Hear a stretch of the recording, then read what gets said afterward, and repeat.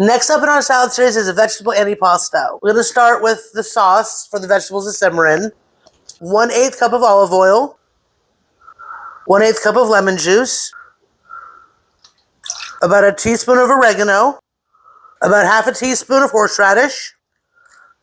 And then about a clove of garlic. Gonna get that stirred and combined and on the stove just to warm up a little bit while I go ahead and get the veggies all cut. Just put the stove around medium-low. We're gonna start with 1 stalk of celery, which to me is about 6 of these little snack guys because they're so thin. And we're just gonna cut these up in about 1-inch chunks. See, just about 1 inch. Next up is 1 zucchini. We're gonna cut this up in fairly thick chunks as well. And then 1 green bell.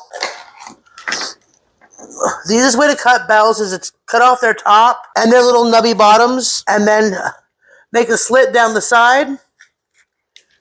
Then you can just unroll it and pull out the entire seed pod. Nice and easy. And then from there you can cut it into strips, chunks, whatever. For this, I'm going to be doing slices about yay wide. And as I get to the ribs, I'll just cut those out or pull them out. Super easy.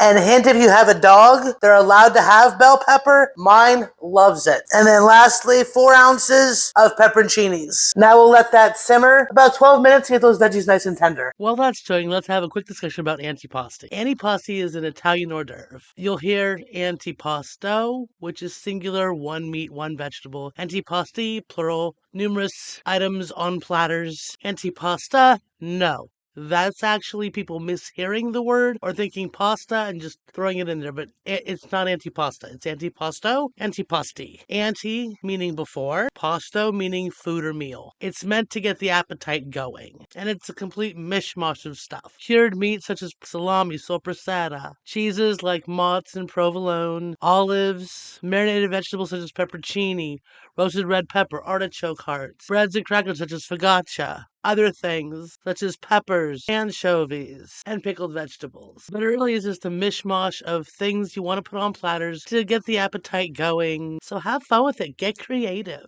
Now that our antipasti is all done chilling, doesn't that look awesome? So flavorful. So for an extra pack of protein, being that this is Italian, it calls for anchovies, but no. So I'm going to go ahead and put crab all around the edge here. Normally I use tuna, but I have leftover crab. Because you know this channel is all about no food waste. So there's that. Now we're going to go ahead and put this in the center of our bed of lettuce. I'm using a spring mix, but use whatever you have. And then to finish it off, I have a hard-boiled egg that I'm going to go ahead and cut into quarters. Put that in the corner of our dish. 1 beautiful antipasti salad. Super quick, easy salad for 1 that can be used for lunch, supper, appetizer, whatever you want. Delicious and best of all, no food waste. For more salads like this one, check this playlist.